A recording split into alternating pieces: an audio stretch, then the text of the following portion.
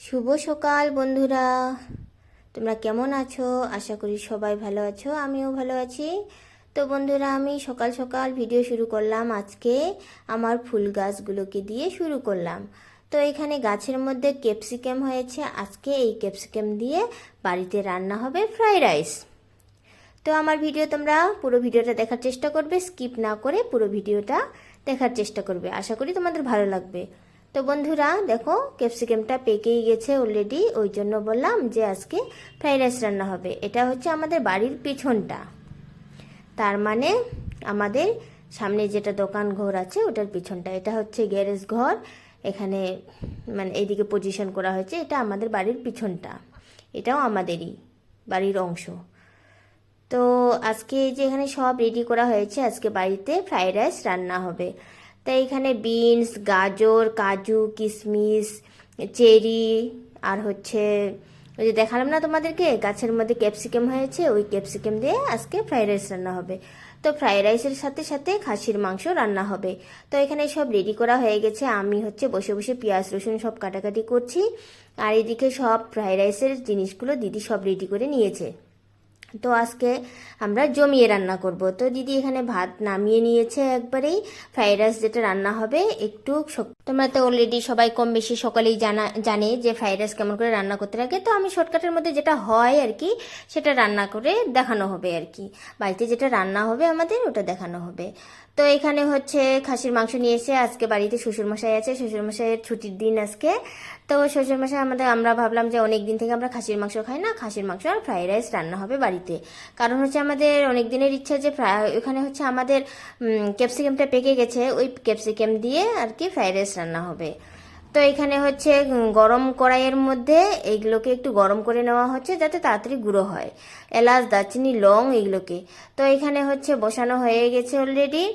কেটে রাখা গাজর, কিশমিশ, কাজু বাদাম আর হচ্ছে বিনস, এগুলো যেগুলো যত কিছু আর কি, চেরি, এগুলোকে সব করে তেলের মধ্যে সবকটাকে ভেজে নেওয়া হচ্ছে। আর হচ্ছে এই যেখানে ভেজে রাখা এগুলোকে যেগুলোকে গরম করা হলো, এলাচ, দারচিনি, এগুলোকে হচ্ছে এখন মিক্সিতে করে গুঁড়ো করে নেওয়া হবে।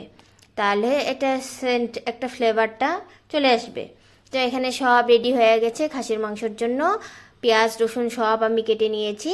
আমি রান্না করিনি, কারণ হচ্ছে দিদি রান্না করবে, আমি রান্না করবো না, দিদি রান্না করবে। এখানে হচ্ছে ওগুলো একটু ভাজা ভাজা হয়ে এসেছে, ওই জন্য ওখানে চিনি দিয়ে দেওয়া হলো, চিনি আর অল্প একটু হচ্ছে লবণ দিয়ে দেওয়া হলো। তো দিদি এখানে হচ্ছে দিয়ে দিচ্ছে পরিমাণ মতো সব কিছু, আমি নেড়ে চেড়ে দিচ্ছি। তো দুজনে মিলেমিশে দুজনে জমিয়ে রান্না করছি। তো দিদি ভাতগুলোকে দিয়ে দিচ্ছে আর হচ্ছে আমি নেড়ে চেড়ে নিচ্ছি।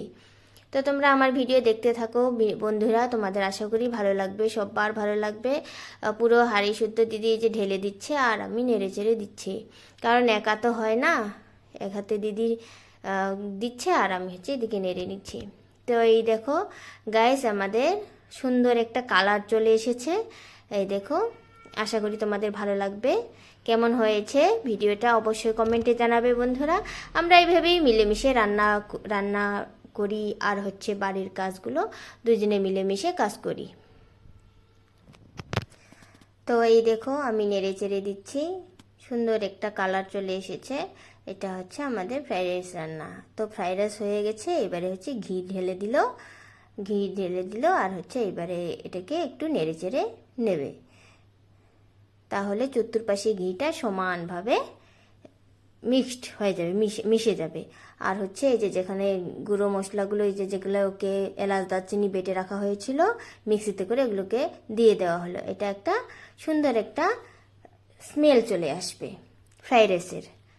তো বন্ধুরা তোমরা আমার ভিডিও দেখতে থাকো। এই দেখো কেমন হয়েছে, দারুণ দারুণ, দেখতে তো দারুণ হয়েছে। তো বন্ধুরা আজকে হচ্ছে ছুটির দিন, ওই জন্য দুজনে মিলেমিশে রান্না করছি, কেউ কেটে দিচ্ছে, কেউ রান্না করছে। এইভাবে ছুটির দিনে তো এত মানে কাজের চাপও থাকে না। ফ্রাইড রাইস রান্না কমপ্লিট, আর হচ্ছে এইগুলোকে মাংসগুলোকে দিদি ধুয়ে নিচ্ছে, আর যেগুলো বড় বড় পিস ওগুলোকে হচ্ছে চাকু দিয়ে কেটে কেটে নিচ্ছে। তো দিদি এখানে কাটা বাছা করে নিচ্ছে।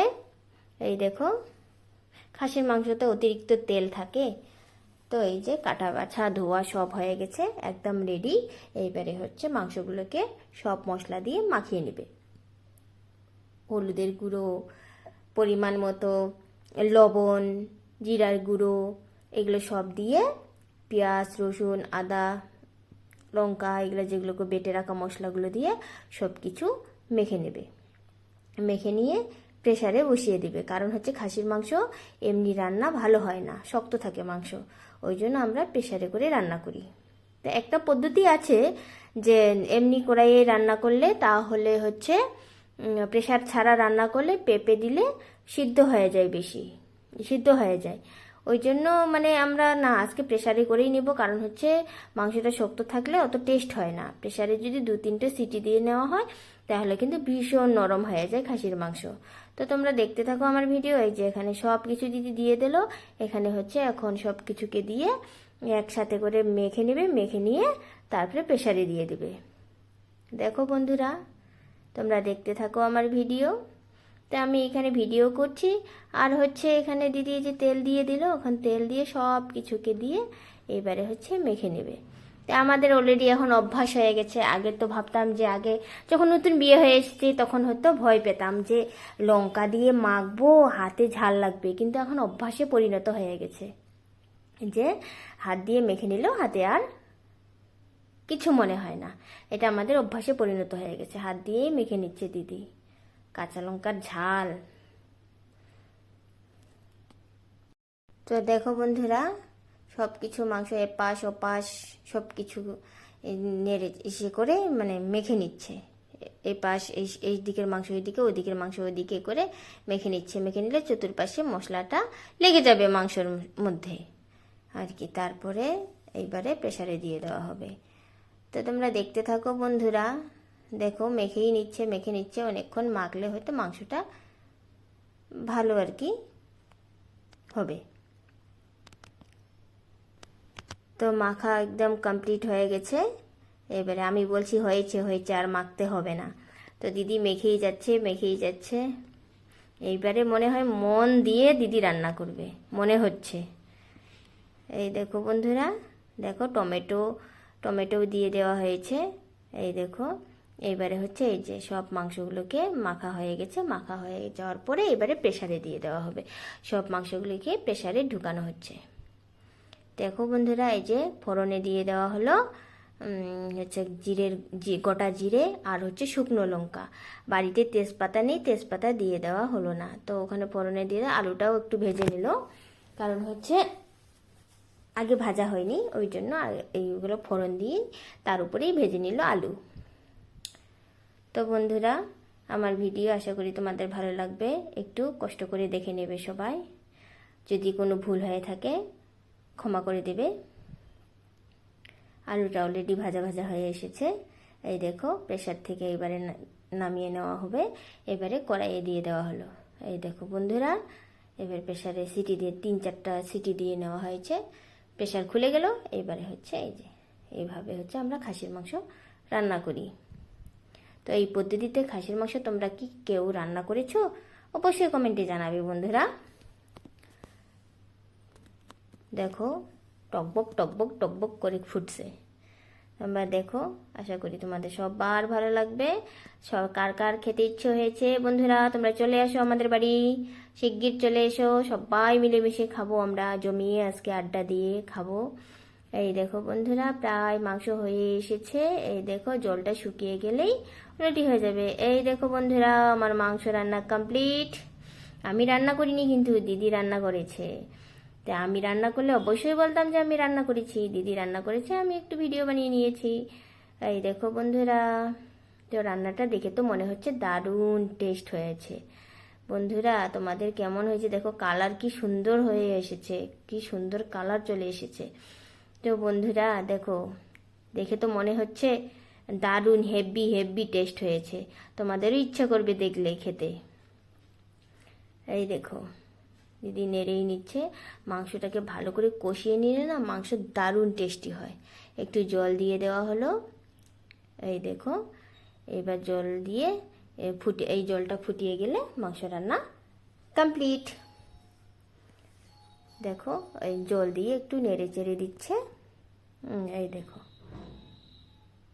মাংস রান্না কমপ্লিট। এখন হচ্ছে গরম মশলা একটু দিয়ে দেওয়া হলো, গরম মশলা দিয়ে একটু নেড়ে চেড়ে দেওয়া হবে। আর হচ্ছে আমরা বেশি আজকে মানে ঝোলের ভাবটা বেশি রাখবে না, এই যে এইভাবে হচ্ছে একটু গ্রেভি গ্রেভি টাইপের যদি রাখা হয় দারুণ টেস্টি হয়। এই দেখো বন্ধুরা রান্না কমপ্লিট। আশা করি তোমাদের সবার ভালো লাগবে। মাংসটা দেখে মনে হচ্ছে দারুণ টেস্টি হয়েছে। বন্ধুরা অবশ্যই অবশ্যই কমেন্টে জানাবে আমার মাংস রান্না কেমন হয়েছে। ততক্ষণ ভালো থেকো, সুস্থ থেকো।